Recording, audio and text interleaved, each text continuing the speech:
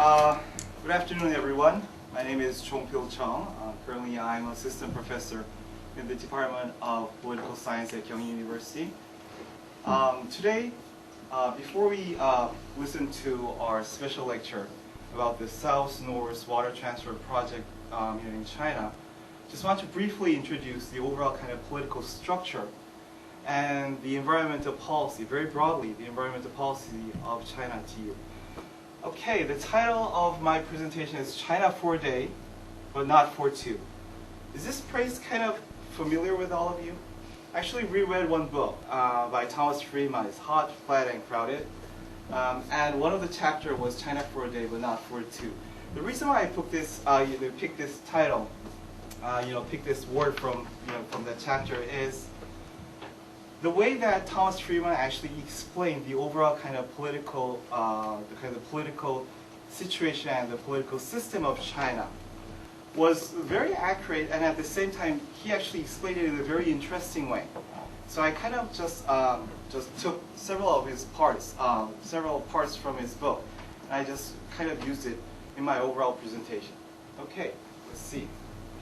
The issues for today is, first we're going to look at the China system of government. And the second one is the 11th five-year plan for national economy and social development. Okay, now what are these two? Before you go and talk about the Chinese system of government, actually this is a part that I took from Thomas Friedman's book, Hot, Flat, and Crowded. Well, since all the letters that here are kind of small, why don't I just quickly read it to you guys? If only America could be China for a day, just one day. Again, just one day. As far as I'm concerned, China's system of government is inferior to ours in every respect except one. That is the ability of China's current generations of leaders to cut through all their legacy industries, all the pleading special interests, all the bureaucratic obstacles, all the worries of voter backlash, and simply order, not from bottom up, from top down, the sweeping change in prices, regulation standards, education, and infrastructure that reflect China's long-term strategic national interests. Now, at least we can find out at here, the way that Thomas Friedman analyzed the Chinese political system is like, first, it's definitely not bottom-up. Now, if it's not bottom-up, what's that supposed to mean? The overall government and the political leaders are not elected by the citizens directly. So a more democratic system or more open and transparent political system is not what actually Chinese political system is right now. We can say like this, okay? Why don't we focus a little bit more on the China system of government? Oops. Now, what is China's system of government? Well, to answer this question, you should understand the role of the Communist Party of China.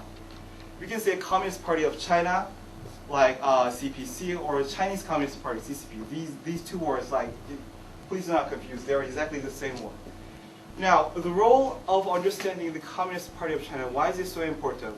According to lots of Chinese specialists, scholars, and lots of government officials, what they're saying is like, actually Chinese politics starts and ends with party.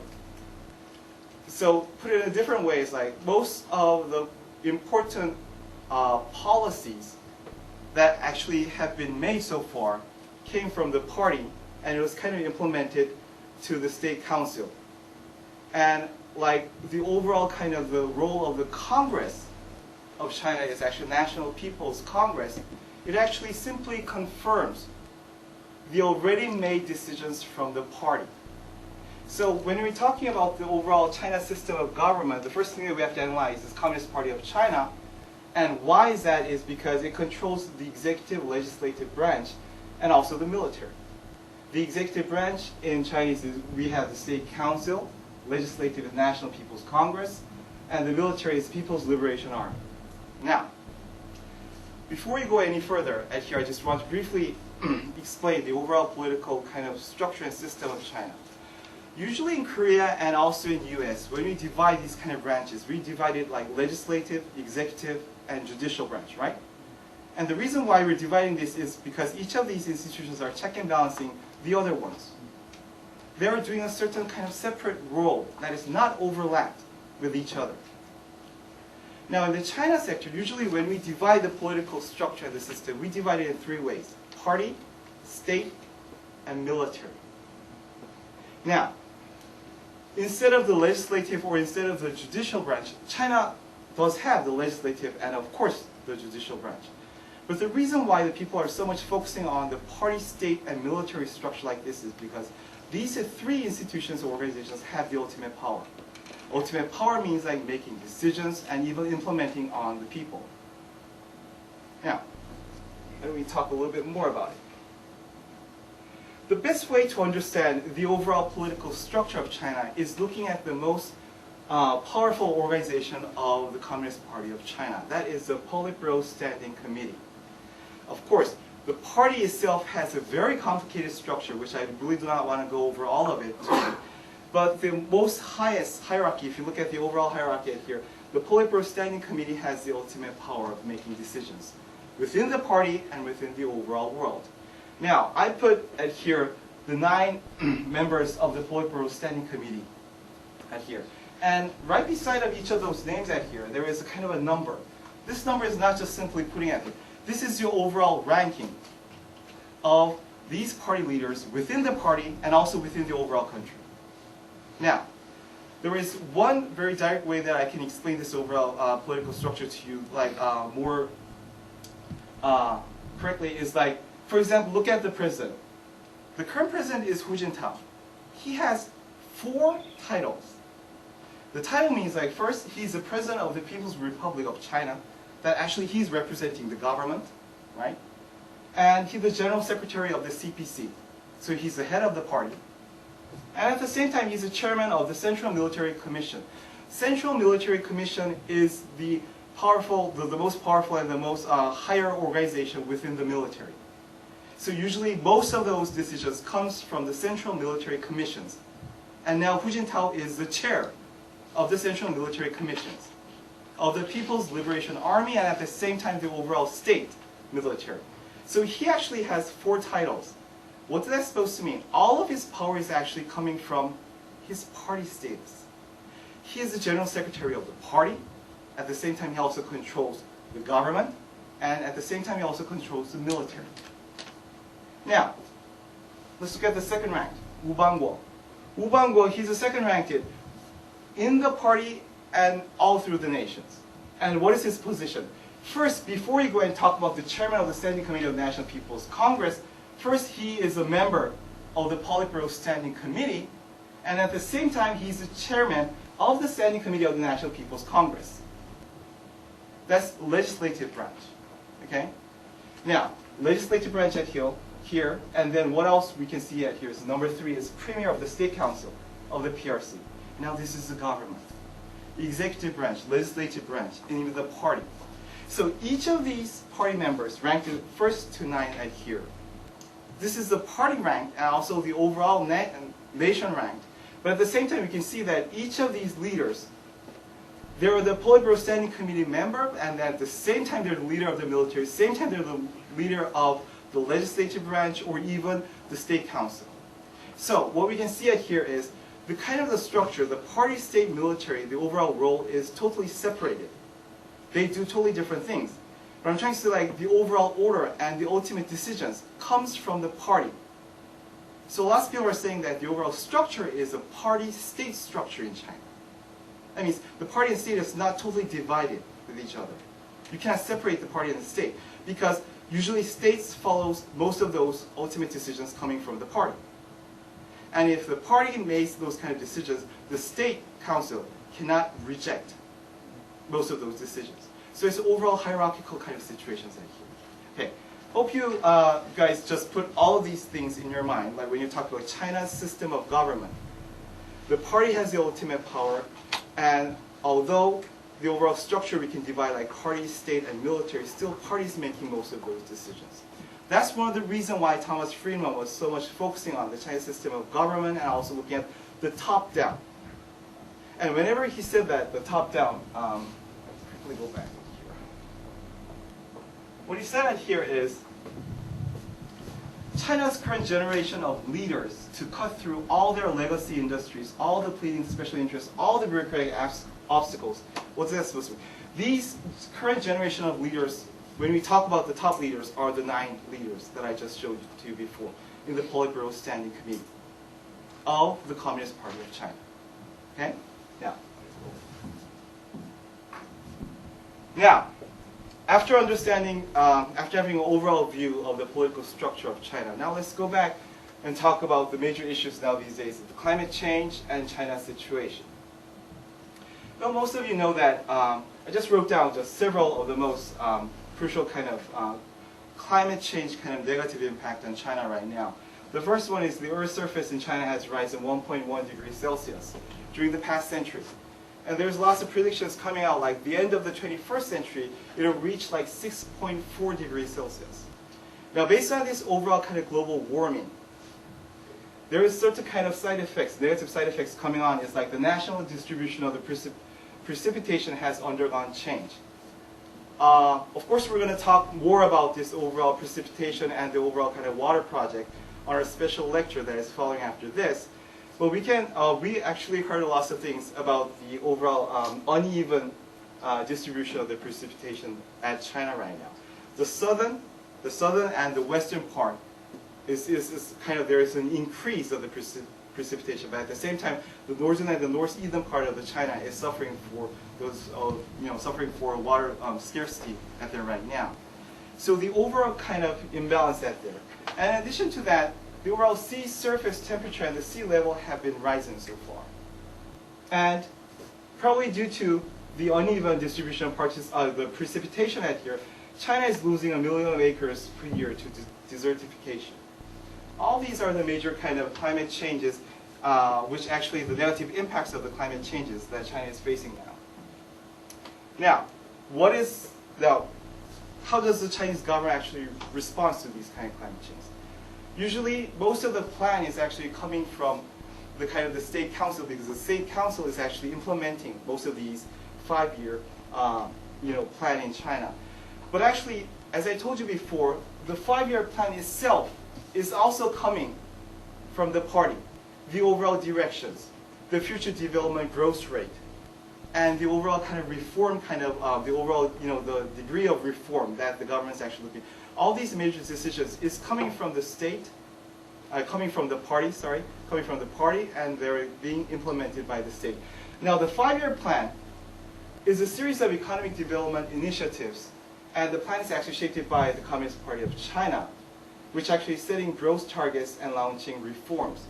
If I just add one thing more at here, is if we briefly go about the importance of the 5-year plan of China, actually started from 1953. That was the first 5-year National Economic Development Plan under the Mao period. And during that period, actually China directly adopted and kind of copied the Soviet model of economic development plan. And that's actually how they came from the 5-year plan, because the Soviet Union model was actually using exactly the 5-year economic development plan.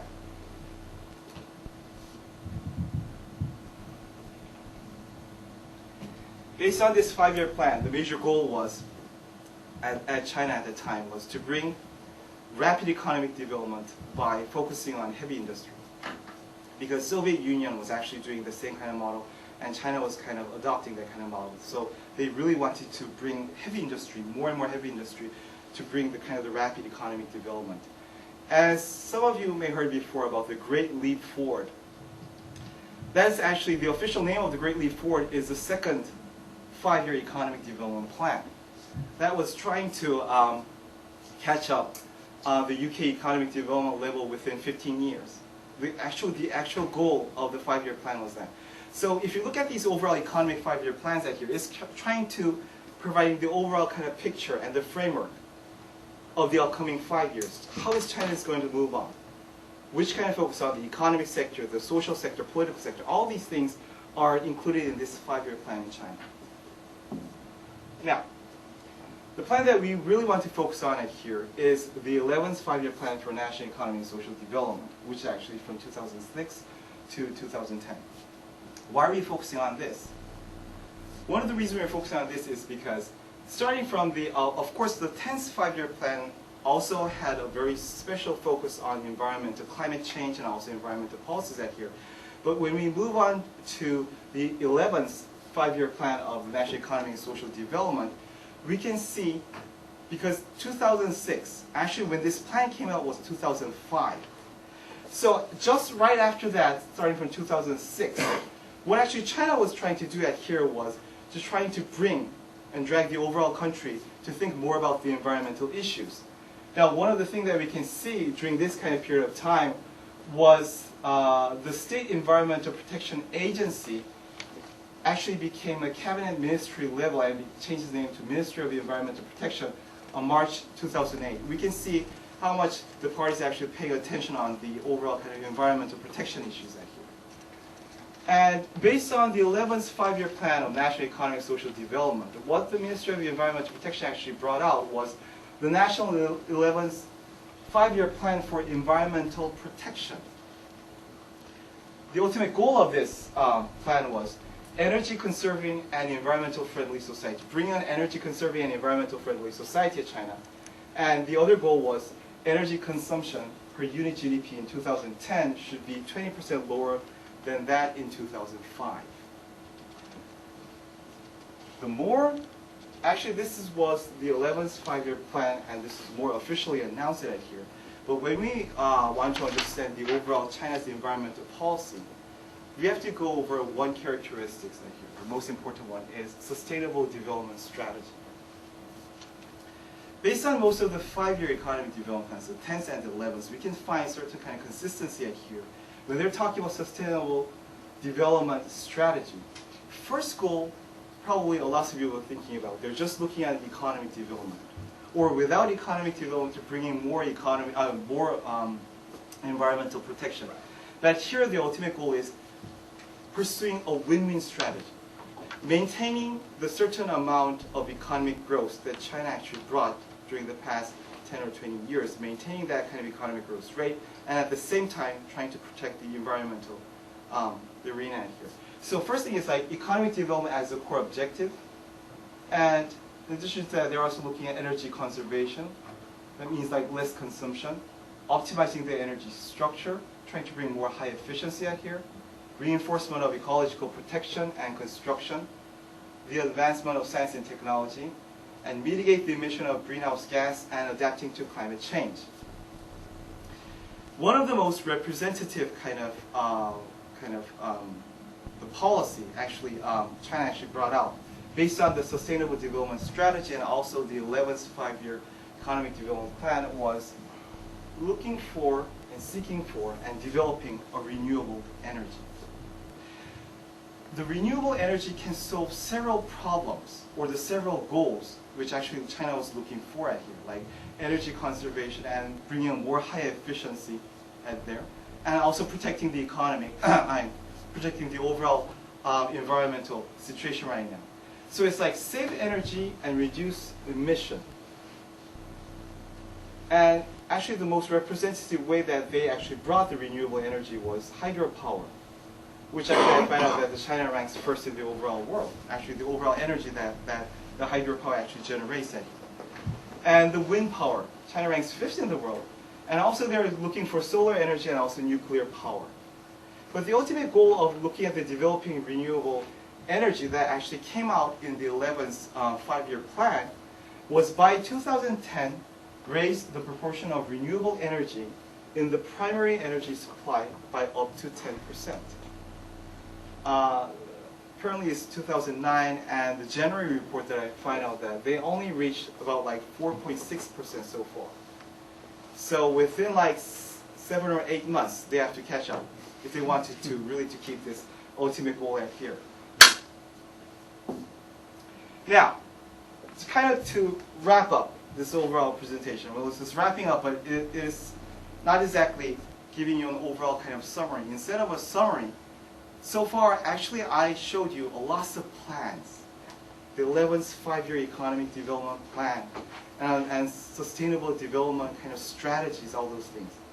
Now, how far did the Chinese government or the party actually fulfilled and actually implemented all these policies so far? Actually, Thomas Friedman was actually wondering about these issues, and this is one of the reasons why I just took this part from his book again. Let me just read it to you quickly. I'm keenly aware that China's leadership often issues directives from the top down that are ignored or are only partially implemented by local government or state companies there. That is why I wish we could be China for one day, but only one day. In the United States, unlike in China, once our government passes a law or issues a regulation, it gets implemented. Now, how far it is being implemented in China? That's a really, first, this is a very difficult kind of question to answer, and at the same time, it's a very important issue to discuss about, the overall implementation of China. Well, some of the scholars are saying like this. The ultimate authority, now, based on the Constitution of China, the ultimate authority is within the National People's Congress, based on the Constitution. This is more officially announced. But the real power, based on my lecture, I said that the Communist Party of China has the ultimate power. Now, which one is really right? Which one is written on the Constitution is kind of, if you focus on this overall political structure at here, the National People's Congress and the Congress actually represents the citizens' opinions and the thought, and it really represents the overall kind of the more of the citizens and the ordinary people. This is the main purpose of these organizations, right? Most of the congresses. Of course, we send representatives from each of our kind of districts. We elect the representatives and send them to the Congress out there. But actually, the major role is representing the overall people. Now, if National People's Congress in China has the ultimate power, then what is the major difference between the US or the Korean system in comparison to the China system? The National People's Congress has the ultimate authority. The reality at here is the Communist Party has more authority, and even to go even more further is National People's Congress, a lot of scholars say that it's kind of a rubber stamp. What they're doing is kind of to reconfirming the decisions that already made from the party, especially from the Politburo Standing Committee at there. Now, the thing that I'm trying to bring out at here is the kind of the goal or the plan or the strategy and the implementation of that. There could be certain kind of gap between these two. I'm not trying to say that China exactly, they have a very fancy plan, but they're not implementing that. No, I'm not trying to say that. But there is certain kind of discrepancy that you guys will probably find if you more study and more in the Chinese environmental policies. And probably I hope that all of you will have a better chance to learn a little bit more when we listen to the special lecture from Professor Lee, especially on the South-North Water Transfer Project. Thank you very much. Okay, welcome back. First, I want to introduce today's special lecturer to all of you. His name is Seung-ho Lee. Currently, he's an assistant professor of the Graduate School of International Studies at Korea University, which is located at Seoul, Korea. Let me briefly introduce him to you. He holds a PhD degree in geography from the School of Oriental and African Studies at University of London. Before he came to Korea University, he worked at University of Nottingham, UK from late 2004 to early 2008, teaching and doing research on environmental issues in China. Dr. Lee specializes in international development and environmental issues, particularly in water issues, with special regional interests in China and Korea, together with European countries including UK and France. He also has two published books, which was published in 2006. One of the title is Water and Development in China, The Political Economy of Shanghai Water Policy, from World Scientific at New Jersey. And the other book is Korea Country Profile in Water Market Asia, Global Water Intelligence from Oxford. He also has like more than 10 very prestigious articles which has published in more than 10 different kind of journals.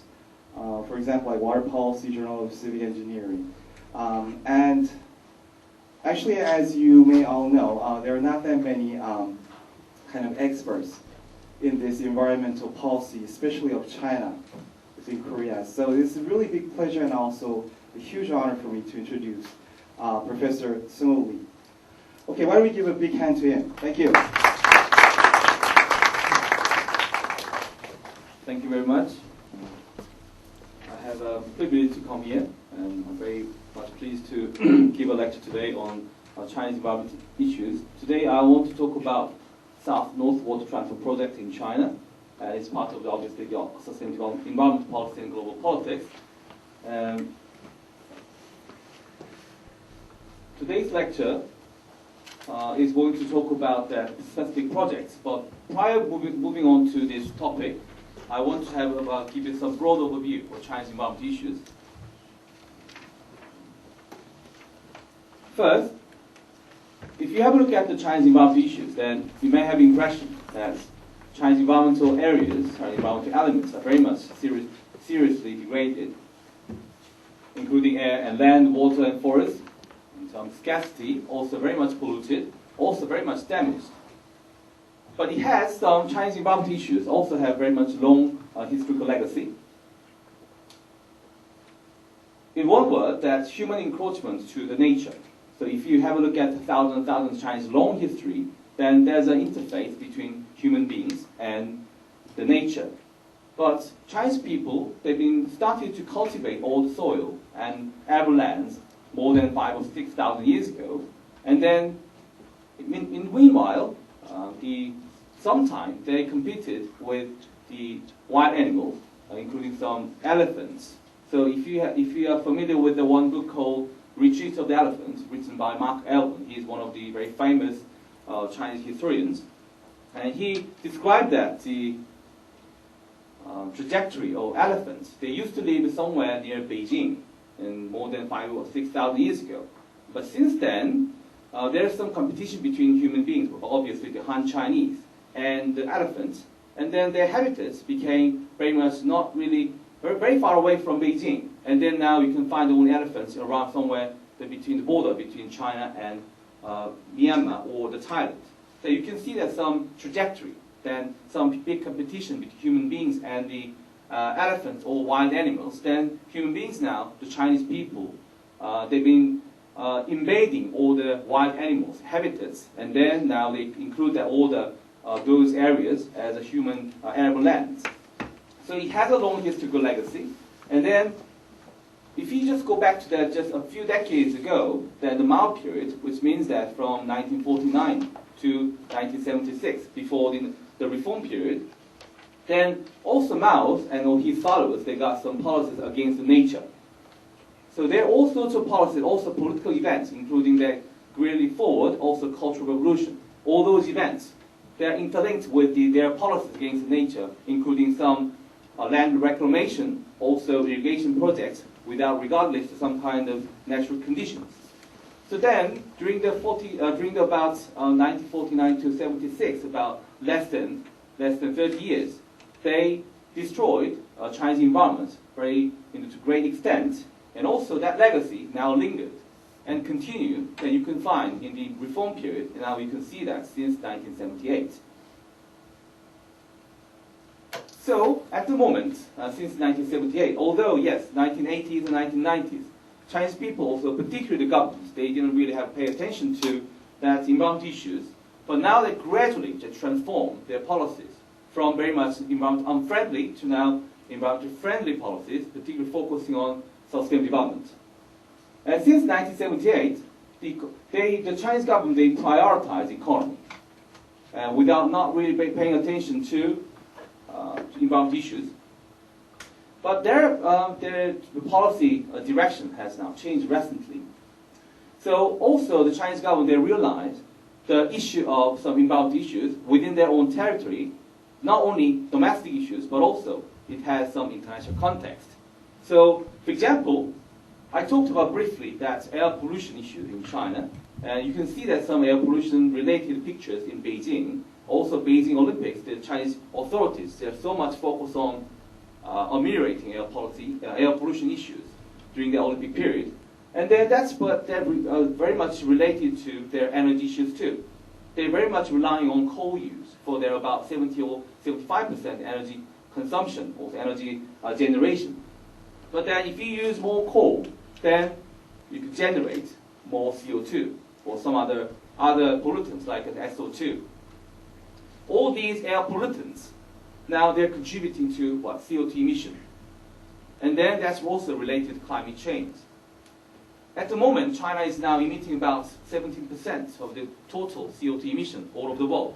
Just right after the United States, they got only 19%. Now it used to be 23, but now less and less, but China is emitting more and more.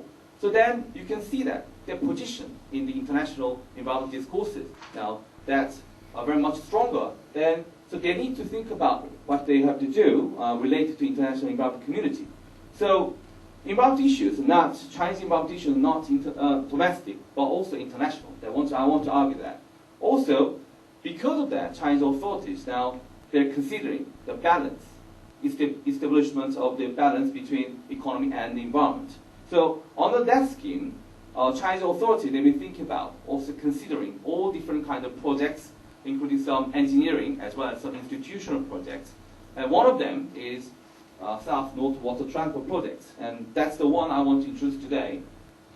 But before I want to give you another break about thinking about this one, sustainable development in the Chinese context. I suspect you might have some idea about sustainable development, or at least you have heard the term, because that's one of the now fashionable terms, very much discussed and shared by many political scientists, also many world leaders. So what is sustainable development? Simply, yes, there are some varieties of definitions, but I would like to introduce that equilibrium, these three elements between society, economy, and the environment. The equilibrium. If you want to achieve sustainable development, you need to work hard to reach the equilibrium between the three elements. But do not forget about the role of the politics. If you do not, so far, many scientists or also experts in the environmental sciences or environmental field, because they didn't have a capacity to talk with politicians, because they didn't understand the languages and terms and expressions used by the politicians. So they didn't really effectively communicate with politicians, so that usually when they talk about some scholarly discussions, they never included this element, politics, in terms of achieving sustainable development. They're just talking about some very much technical issues. But if you see that world leaders, for example, climate change, they get together and they decide some kind of regime, for example, Kyoto Protocol. But now they're ready to talk about some issues in reaching that in December 2009 in Copenhagen, in Denmark. Those world leaders, they decide something, then things going well. But if the leaders, politicians, if they said no, although scientists and clever people, they talk about some policies and some high-tech or cutting-edge technologies, but if they say no, nothing happens. So do not forget about this role of the politics when you think about achievement of sustainable development. Then, in terms of that, under that equilibrium between the three elements, that this has the most important role. If you think about the Chinese context, that having said the definition of sustainable development, if you think about the context, then Chinese economy has been very much prioritized in the open door policy since 1978.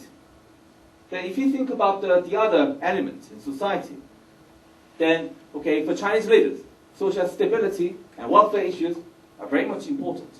And also they think about to reach the gap between, the divide between East and West, also the wealth and the poor. They think about this very seriously. Otherwise, their policy, their political legitimacy will be jeopardized. But what about the environmental issues? As I said before, yes, more attention has been paid, but very gradually, recently, but still a long way to go. Although they work hard, also 11th FiveYear Plan, which is now in the middle between 2006 and 2010, 11th FiveYear Plan, they have infused that idea of sustainable development into that plan, but implementation will be a totally different word, different thing. So anyway, they're trying to do this, but if you think about the influence on policymakers, the politics, then I can say different arrows. From economy, the biggest, and society, a slightly less, maybe much less. What about the influence from the environmental sector? The weakest. So now we can see that now situations of sustainable development in China, although yes, they are working hard, but still the discourses on economy is still very much prevalent. So now you can see that. So then you're going to understand that, even though we're going to talk about the project itself, but under this large framework, you need to understand the Chinese environmental issues. Also this specific topic, that's South-North Water Transport Project. So that's the reason I want to introduce this diagram. Also hope you understand that this total context before we have discussion about this special topic. Okay, let's move on. That's today's special issue. I want to discuss a historical background of the project first, and then specifications, more technical discussions, and critical issues, also conclusion, and we're going to have a seminar. In the seminar, I want to show a brief film strip that's made by International Herald Tribune. So it's about this project. So it gives you some visual image, and it's always better to have some visual aid to understand the specific topic. Okay. So introduction, I want to give some aims of today's lecture aims. So I want you to understand social, political, and historical backgrounds of the South-North Water Transport Project. Also, I want you to understand some engineering institutional issues, and also the implications of the project in terms of devolution and institutional change. So I'm going to deal with some political, also administrative systems, which I hope you might have some understandings or familiarity with those issues. The historical background. So this project was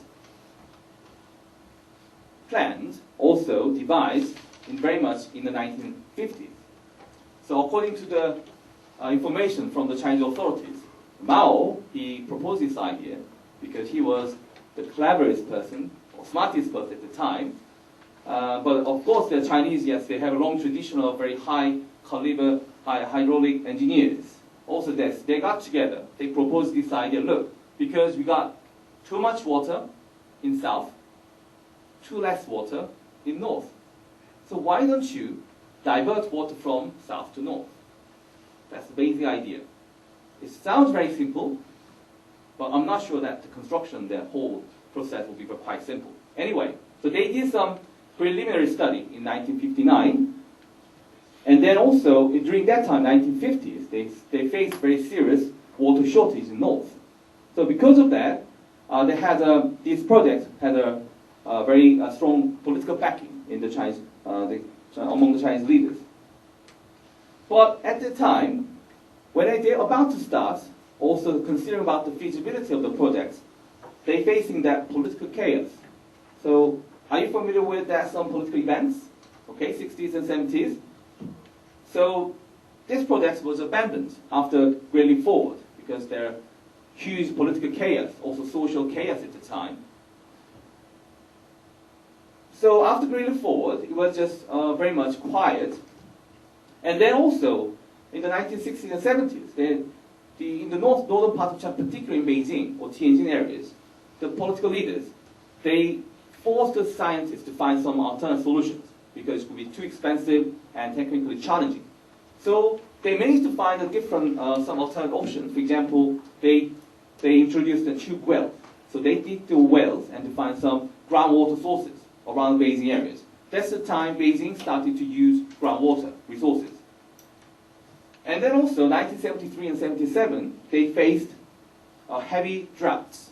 Then they managed to get over, but they got to this idea again. Oh, we need to revive this project again. We can't really rely on groundwater resources only. We need to find some alternative sources. So then, thanks to 1978, that reform policy, then the government, they were about to, in the course of making some new development plans, this one became one of the 10 development projects in the reform period. So they revived. This project was revived in 1978. So now you have some historical backgrounds. I want to introduce some specifications. although I introduced already very briefly, I want to emphasize again the primary goal. The primary goal of this project is to divert water from the Yangtze River to water-stressed North China. So very simple. There's no complicated discourses or discussion about this one. Primary goal. Get the water from south and give more to the north.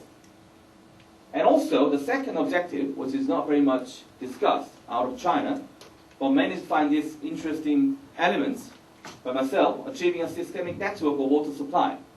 The Chinese government, they've been thinking about to set up some water networks, complete the water networks by building 3 routes related to these projects. Then I want to show this map to you, and it gives you a very visual image about this project. If you have a look at this China map, and this is northern part of China, yes, and southern part of China. The red ones, the red lines, the first one is the Yellow River. So it's meandering. The route is meandering like a dragon. The Chinese people, dragon is a trace of a dragon. And if you look at this White River, and there's another one, the longest, the biggest river in China, the Yangtze River. Chinese people say it's a long river because it's very, very long. It starts from here and to end here. And you can find that Sansha Reservoir, that's Three Gorges Dam Reservoir, the Three Gorges Dam where they're located.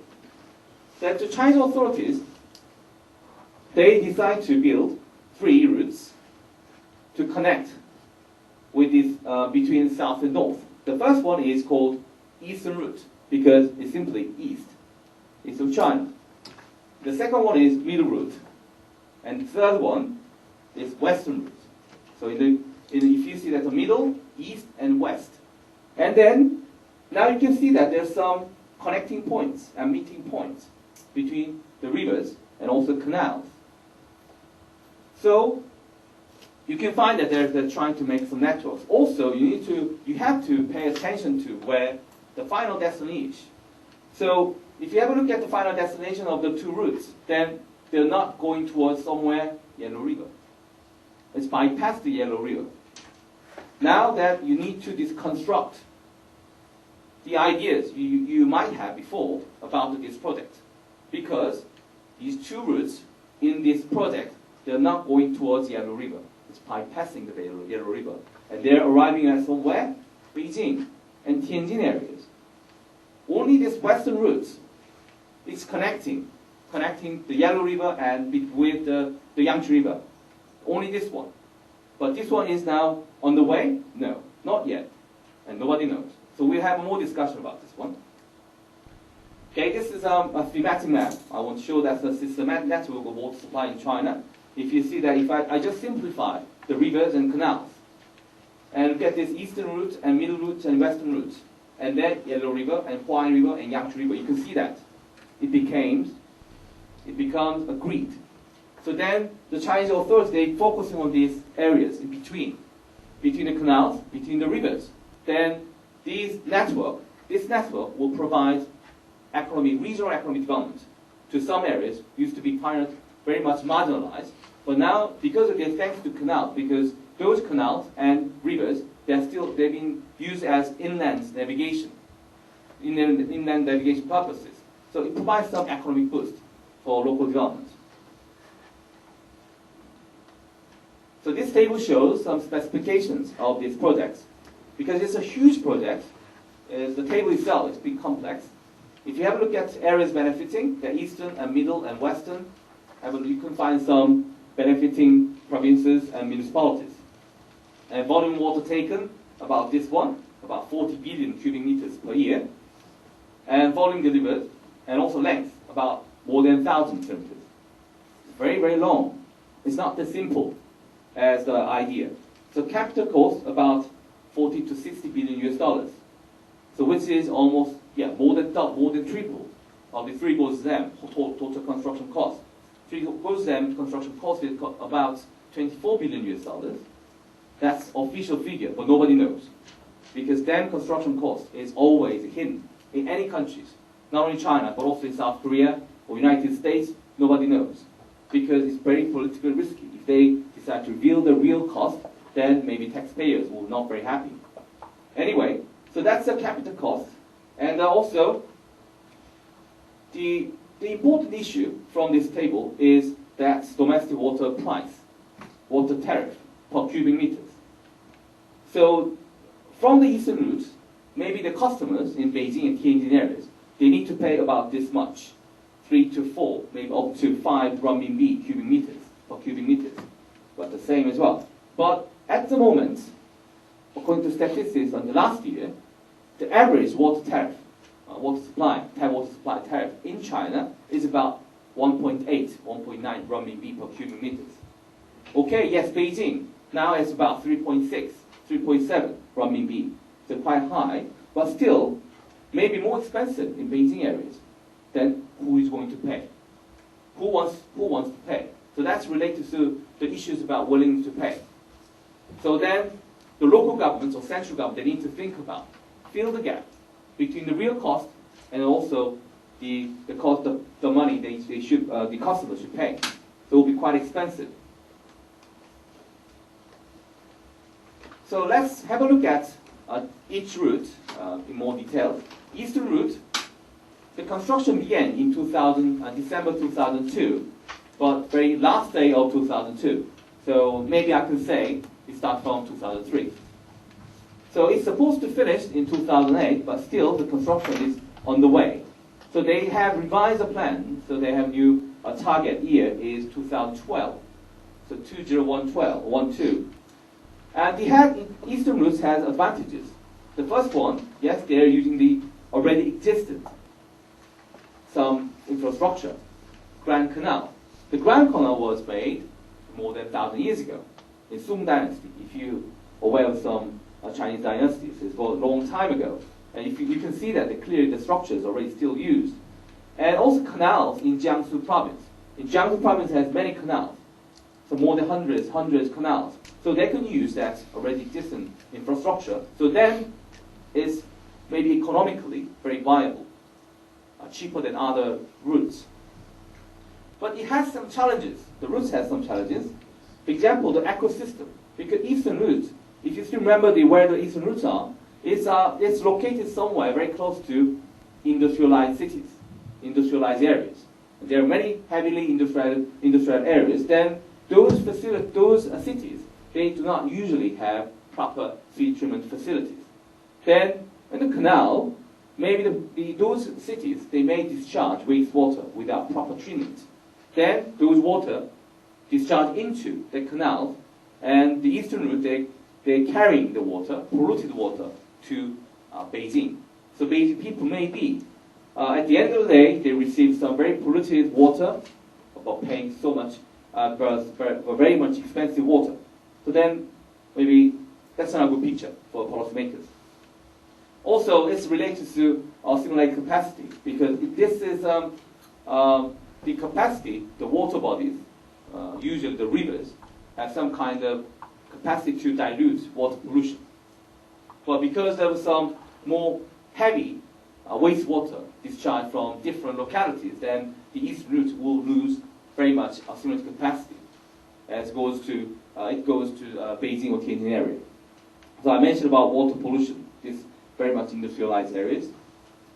So I want to show that the profile of the eastern route, that starting point from here, and it goes this way from south to north, and you can see that clear structure that it goes up and go down. And this is Yellow River. So they're bypassing Yellow River, so they need to dig the one tunnel bottom under of the Yellow River. So it's so engineering challenge, but they can do that. They're almost now in the middle of constructing that one big tunnel below that Yellow River. But if you have a look at this very uphill structure, then using your common sense, you need to pull the water from this area to the high hill. Then you need to use the pumping stations. But those pumping stations, not as small as someone, you can see that very much in Southeast Asia, very small ones, but they're using the huge, massive ones, and which means that also they need to have some large quantity of electricity. So it's going to be quite expensive. although they're using that Grand Canal, but because it's pumping stations, the dots are pumping stations, the locations. So there are many pumping stations up to the Yellow River, that area. And then from that Yellow River, they can use gravity. So it's going to be cheaper. So this is the profile of the eastern route.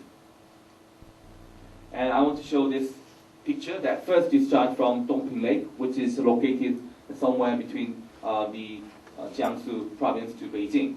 So they're quite happy to show this one, policymakers. And the second route is the middle route. So also construction began very much at the same time with eastern route, 2003, and also it's supposed to finish. They're supposed to finish in 2012.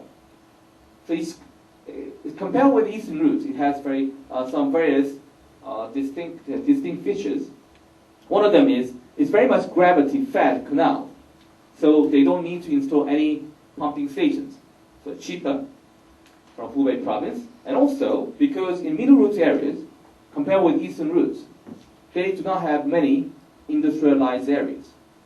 So which means that they're relatively poorer than the areas in eastern route. So which means that they would have some less wastewater. There's clean water, good, and also it has advantage to now have improved some flood control. They're going to heighten the Danjiangkou Reservoir, their starting point very close to Three Gorges Dam.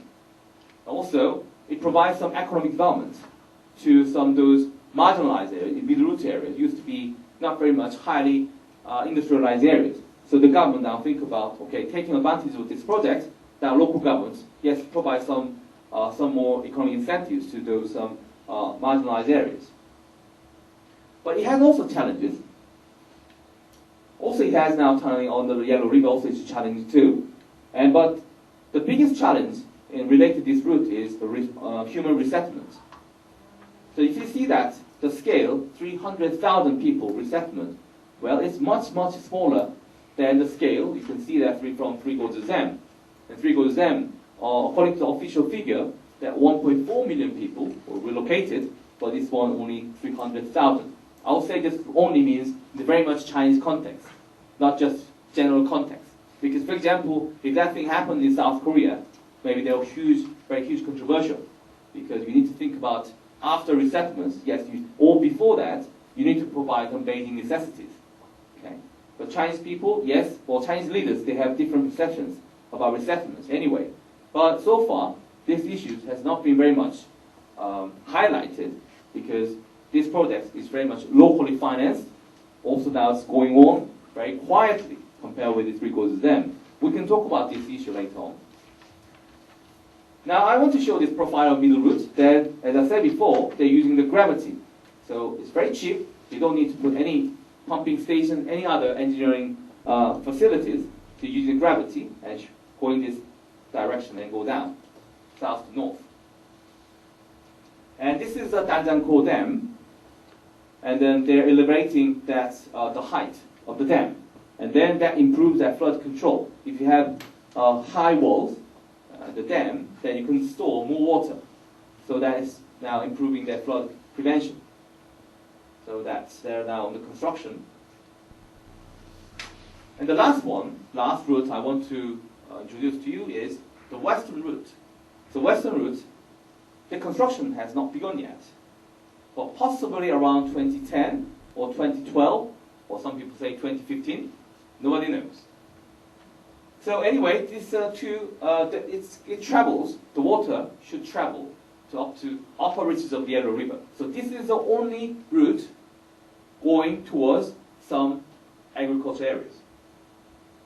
So I'm talking about some different destinations. So eastern routes and middle routes, that water goes to somewhere like where some political leaders they reside and to their work. But this one is going towards somewhere very far away from Beijing. So then you can see that why this project is not very much now so far materialized. So water for heavily irrigated areas. So this is an essential, maybe, lifeline for farmers, northwestern part of China. So there do agricultural activities relying on irrigation facilities. So then for them it's very, very essential. But so far, Nobody knows. The challenges, because there are so many challenging issues. The first, engineering. That in the engineering perspective,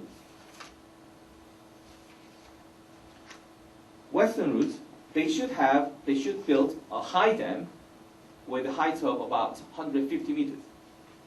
So if you think about the height of Three Gorges Dam, that's 185. So it's as big as Three Gorges Dam. It should be built somewhere Western route. So it's going to be a huge project and also very expensive. Also, they need to make some tunnels with a length of about 71 kilometers. I'm not talking about 7.1. I'm talking about 71 kilometers of tunnel. So that's very technically challenging. Also, common sense, very expensive. So at the moment, because of the engineering financial difficulties, the government, they've been just reluctant to say when they can start this project. Although, yes, they keep saying that every year when they announce any development plans that, yes, we're going to do Western route construction very soon. But when?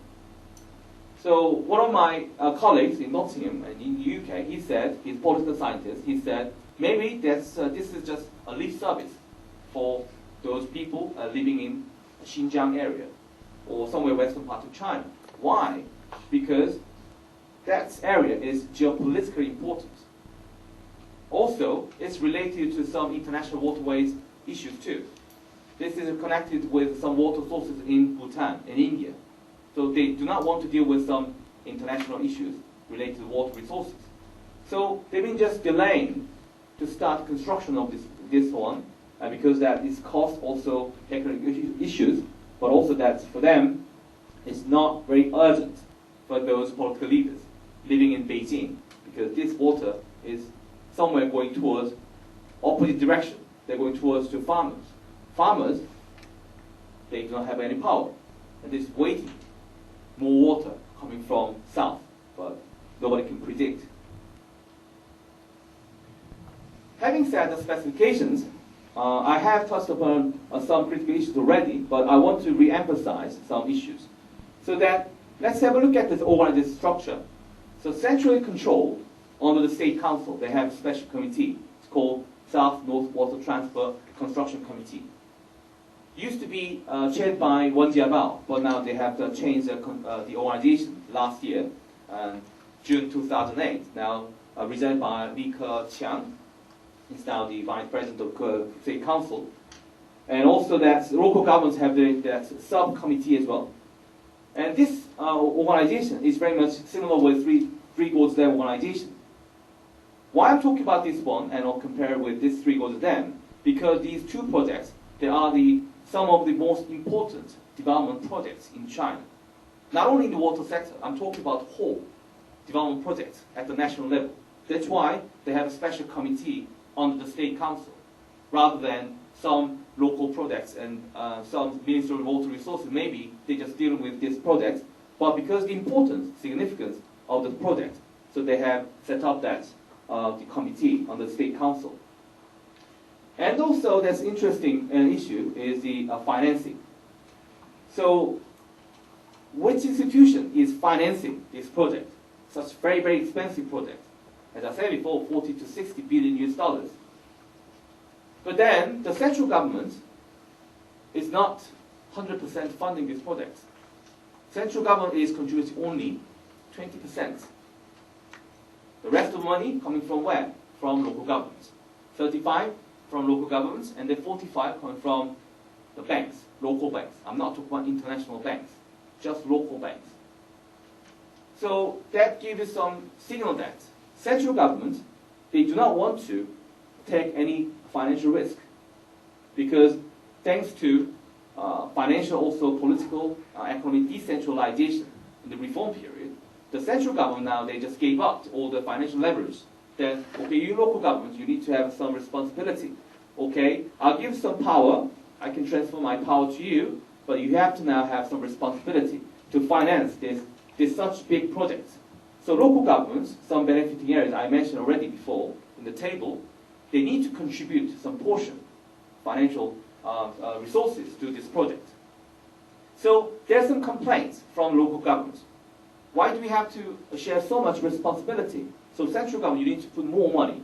So now in 2004 and 2005, central government was considering contributing more.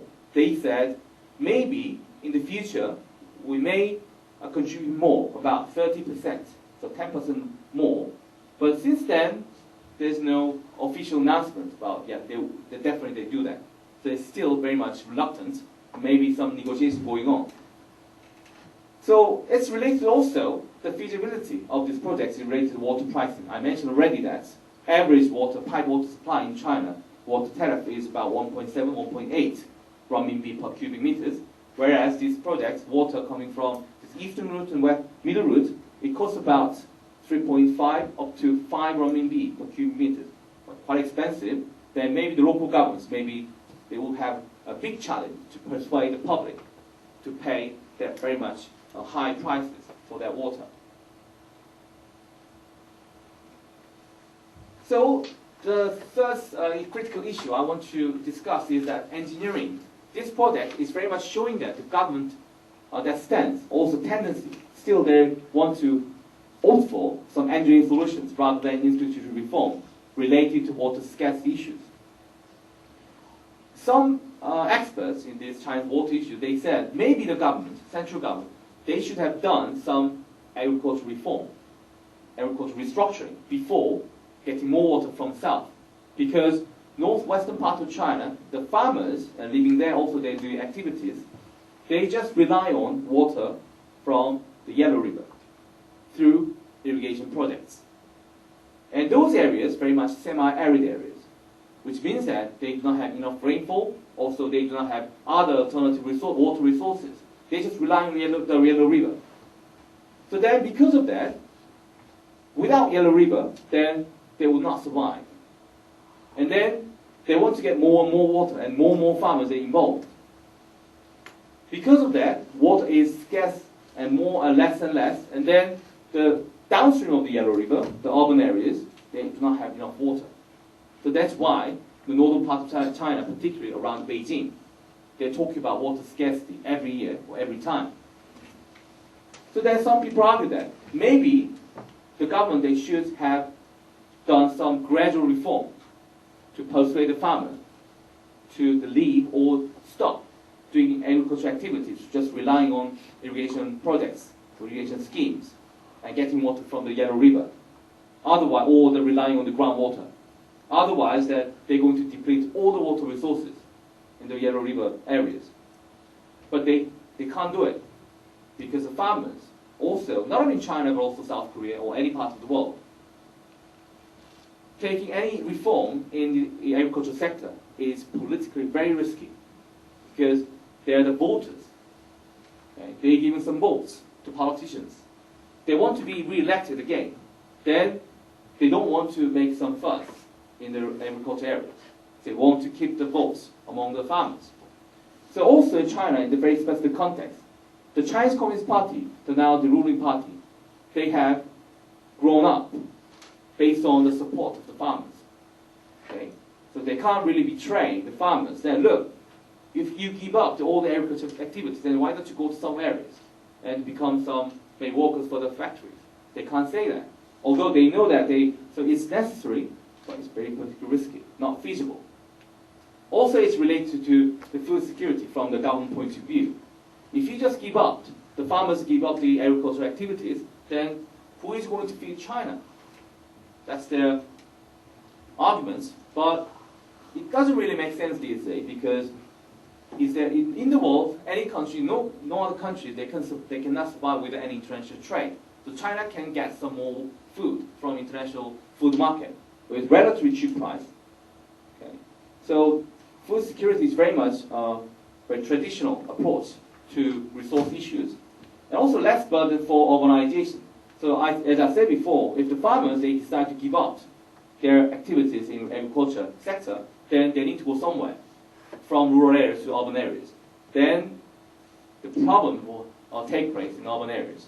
So local government, they do not want to see that. Also central government, they do not want to see that some social unrest because of this, the agricultural restructuring. Also, interregional competition will be next issue I want to discuss. So there are some benefiting areas. Also, there are some exporting areas too. Exporting water. So, for example, I talked to some of the environmental officials in Shanghai. Also, some businessmen in Shanghai. They're quite unhappy about this project. Only people in Beijing or some northern part of China, they're just supporting the project. But people in southern part of China, for them, there's no reason to support this one. Why? Because they think that people in northern part of China, they're stealing water from their own backyard.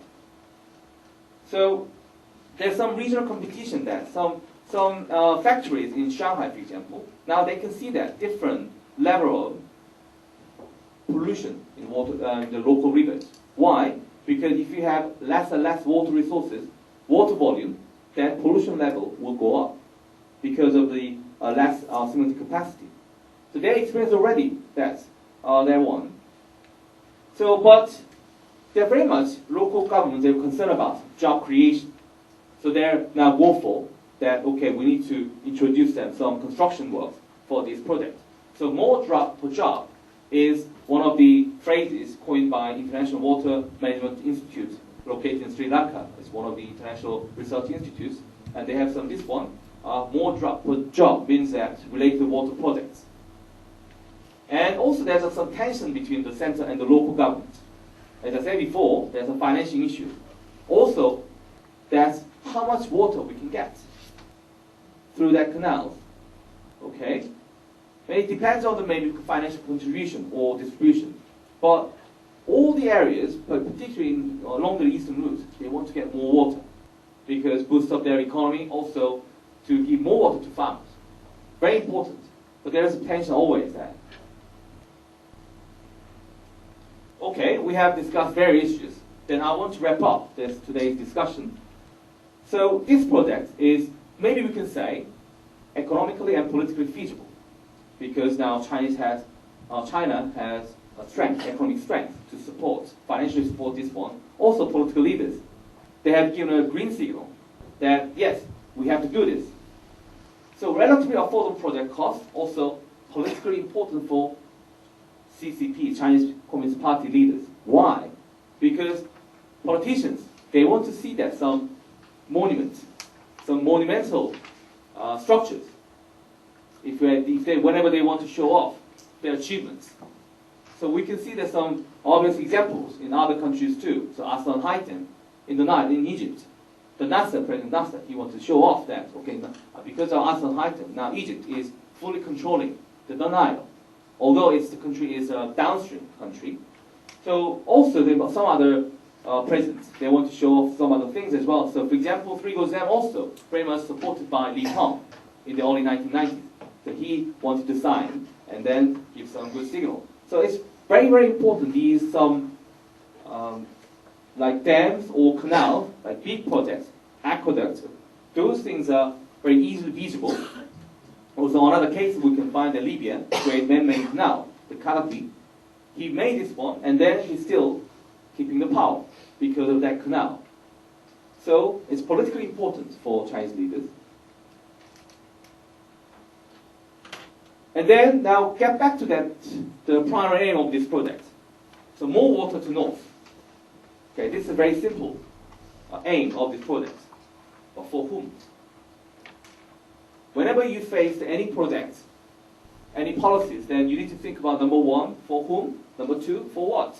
Okay, we know that. For what? But for whom? For farmers who desperately need more water? No. Their water is now going towards the rich and powerful in Beijing or Tianjin or somewhere in urban areas. Maybe they do not need that much water, because if you see the profile in any countries in terms of water uses, the agricultural sector, they're using over 60% or 70%. South Korea, for example, 60%. China, about 70%. But some other developing countries, they're using about 90% agricultural sector. Household, much less than just over 10%, around 10%. Industrial sector or commercial sector using about 10 to 20%. So agricultural sector is the major water user. So then this project should have that direction should have gone for where? The Yellow River, northwestern part of China. But two routes going towards Beijing. So then you can see that there's some interesting, and water for the rich and powerful in Beijing. Okay, thank you very much.